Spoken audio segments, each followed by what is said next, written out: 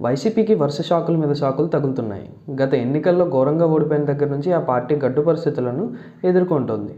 వైసీపీని వరుస కష్టాలు వెంటాడుతున్నాయి. కొందరు వైసీపీ నేతలపై కేసులు నమోదు చేసి జైలుకు పంపిస్తుండగా, మరికొందరు నేతలు వైసీపీలో ఉంటే రాజకీయ భవిష్యత్తు ఉండదని భావించి ఆ పార్టీ నుంచి బయటకు వచ్చేస్తున్నారు. కిలారి రోసయ్య, మడ్డాలి గిరి, సిద్ధా రాఘవరావు, మాజీ మంత్రి ఆళ్ల నాని, బాలినేని, సామినేని ఉదయభాను, గ్రంథి శ్రీనివాసు, అవంతి శ్రీనివాస్ వంటి నేతలు వైసీపీకి రాజీనామా చేశారు. మోపిదేవి వెంకటరమణ, బేదా మస్తాన్రావు, ఆర్ కృష్ణయ్య వంటి రాజ్యసభ సభ్యులు పదవితో పాటు వైసీపీకి రాజీనామా చేశారు.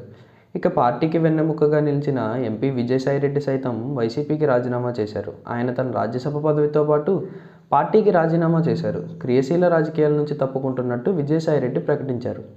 ఇక విజయసాయిరెడ్డి బాటలోనే మరికొందరు నేతలు ఉన్నట్టు ప్రచారం జరుగుతోంది.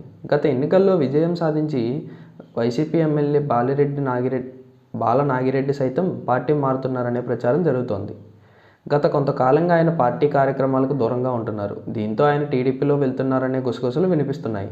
పార్టీ మారుతున్నారని వస్తోన్న వార్తలపై ఎమ్మెల్యే బాల నాగిరెడ్డి తాజాగా స్పందించారు. ఈ విషయంపై ఆయన కీలక ప్రకటన చేశారు. తాను పార్టీ మారబోతున్నట్టు ప్రస్తావన వస్తోన్న ప్రచారంలో ఎలాంటి వాస్తవం లేదని ఆయన తెలిపారు. తాను వ్యక్తిగత సమస్యల కారణంగానే పార్టీ కార్యక్రమాలకు దూరంగా ఉంటున్నానని చెప్పుకొచ్చారు. తాను ఎప్పటికీ పార్టీ మారే ప్రసక్తి లేదని, తనకు మాజీ సీఎం వైఎస్ రాజశేఖర రెడ్డి అంటే ఎంతో గౌరవం ఉందని, అదే గౌరవంతో ఎప్పటికీ వైసీపీలోనే ఉంటానని ఎమ్మెల్యే స్పష్టం చేశారు. తన రాజకీయ ప్రయాణం జగన్ వెంటేనని ఈ సందర్భంగా ఎమ్మెల్యే బాల నాగిరెడ్డి చెప్పుకొచ్చారు. మరోవైపు ఒకటే మాట ఒకటే బాటలా సాగుతోంది ఏపీలో శాసనసభాపతి, ఉపసభాపతి జోడీ. ప్రతిపక్ష వైసీపీ, ఆ పార్టీ నేత మాజీ సీఎం జగన్ టార్గెట్గా ఈ ఇద్దరు పొలిటికల్ పంచులు వేస్తున్నారు. వేటుకత్తి పట్టుకొని సిద్ధంగా ఉన్నామంటున్నారు. అయితే వీరి బెదిరింపులు, అదిరింపులకు వైసీపీ భయపడుతుందా, లేక ఏం చేస్తారో చూస్తామంటూ మరింత మంట పుట్టిస్తుందా అనేది ఆసక్తికరంగా మారింది. గతంలో ఏ స్పీకర్ జోడీ కూడా వీరిలా ఇంత చక్కటి సమన్వయంతో పనిచేయకపోవడం, ఇద్దరూ ఒకటే టార్గెట్తో రాజకీయ వ్యూహాన్ని అమలు చేస్తుండటం పొలిటికల్ సర్కిల్స్లో చర్చకు దారితీస్తోంది. 60 రోజులు సభకు రాకపోతే అనర్హత వేటు వేస్తామని, పులివెందుల ఉప ఎన్నిక వస్తుందని డిప్యూటీ స్పీకర్ రఘురాం ఎప్పటి నుంచో చెబుతున్నారు. అయితే ఆయన లేవనెత్తిన అంశంపై ఇంతవరకు అధికార పక్షం పెద్దగా పట్టించుకోలేదు. చట్టం తన పని తాను చేసుకుపోతుంది అన్నట్లే వ్యవహరిస్తోంది. సభకు రావడం లేదన్న కారణంతో వేటు వేయడం అంటే చిన్న విషయం కాదు. అది ఓ మాజీ ముఖ్యమంత్రిపై అనర్హత వేటు ఇస్తే అదో రాజకీయ సంచలనమే అవుతుంది. అందుకే దీనిపై ముఖ్యమంత్రి చంద్రబాబు వ్యూహాత్మక మౌనం పాటిస్తున్నారు. కానీ ఉపసభాపతి వ్యాఖ్యలకు మద్దతుగా స్పీకర్ అయ్యన్న పాత్రుడు కూడా శృతి కలుపుతుండటమే రాజకీయంగా హిట్ పుట్టిస్తుంది.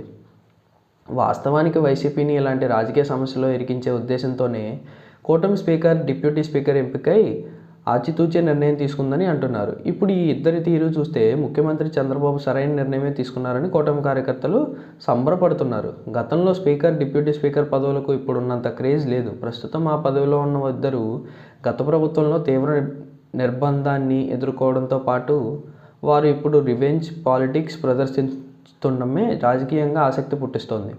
గత ప్రభుత్వంలో అప్పటి సీఎం జగన్పై ప్రతిరోజు రచ్చబండ పేరిట రచ్చ చేసిన రఘురామ ఇప్పుడు కూడా నిన్ను వదలను జగన్ అంటూ వెంటపడుతున్నారు. అదేవిధంగా గతంలో తనపై నమోదైన కేసులను ఎదురొడ్డి ఎన్నికల్లో గెలిచిన అయ్యన్న కూడా తనదైన అధికారంతో వైసీపీని ఇరకాటంలోకి నెట్టేస్తున్నారు.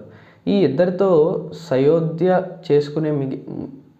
చేసుకుని మెలిగితే వైసీపీకి సభలో కొంతమేర ప్రయోజనం దక్కే వీలుంటుందని అంటున్నారు. కానీ మాజీ సీఎంకు సభాపతులు ఇద్దరితోనూ పేచీ ఉండటమే వైసీపీని మరింత ఇబ్బంది పెడుతోందనే అభిప్రాయం వ్యక్తమవుతోంది. దీంతో సభాపతులిద్దరూ రూల్స్ కర్ర పట్టుకుని ప్రతిపక్షాన్ని వెంబడించడం రాజకీయంగా ఉత్కంఠం రేపుతోంది. ఈ ఇద్దరు ఎవరి మాట వినే రకం కాదని, నిజంగా 60 రోజులు గైర్హాజరుకు అనర్హత వేటు వేసే అవకాశం ఉంటే వారి యాక్షన్ ఎలా ఉంటుందనే ఉత్కంఠ రేపుతోంది. నిజంగా రూల్స్ అలా ఉంటే ఈ ఇద్దరు ముఖ్యమంత్రి చంద్రబాబు సూచనలను కూడా పాటించే రకాలు కాదంటున్నారు. దీంతో వీరి రాజకీయ కక్ష ఏమైనా ఉంటే ప్రభుత్వం జోక్యం లేకుండానే ఉప ఎన్నికలు వచ్చే అవకాశాలు ఎక్కువగా ఉన్నాయని విశ్లేషిస్తున్నారు.